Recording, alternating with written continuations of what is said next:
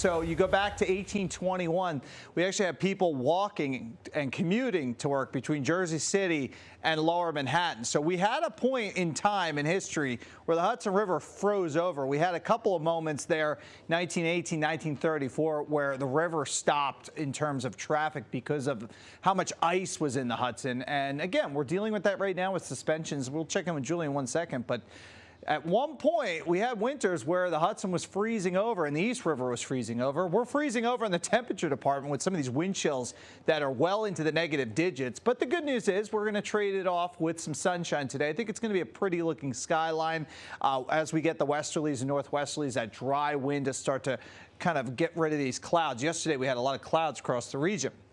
High pressure in control, it's all about temperature forecasting, and unfortunately, it's getting much colder than where we are. Shockingly, we have not bottomed out to where we could go, and it's possible we get single digits to near zero. These models have been running very, very cold, by the way, but this is suggesting and alluding to maybe zeros in reach tonight into tomorrow morning, and then tomorrow afternoon, everybody's into the teens area-wide. Worse as we get towards Saturday morning where there's going to be a lot of negative digits all the way down towards the beaches with this westerly wind setting in, and then on Saturday just as cold. Wind chill advisories will probably continue into the weekend because it is going to be these harsh, dangerous wind chills, negative 13, 12, 14 in Caldwell on Saturday morning as the winds really start to pick up.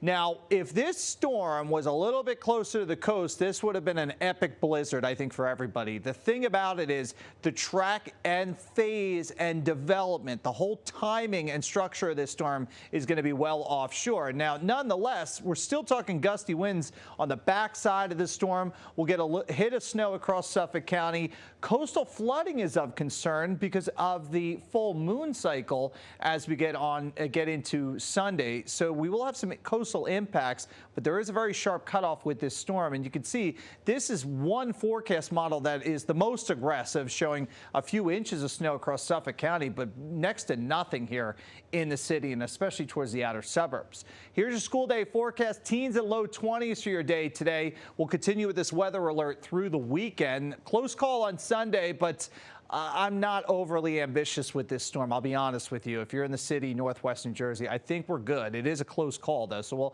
we'll keep an eye on it. It's still about 3 or 4 days out.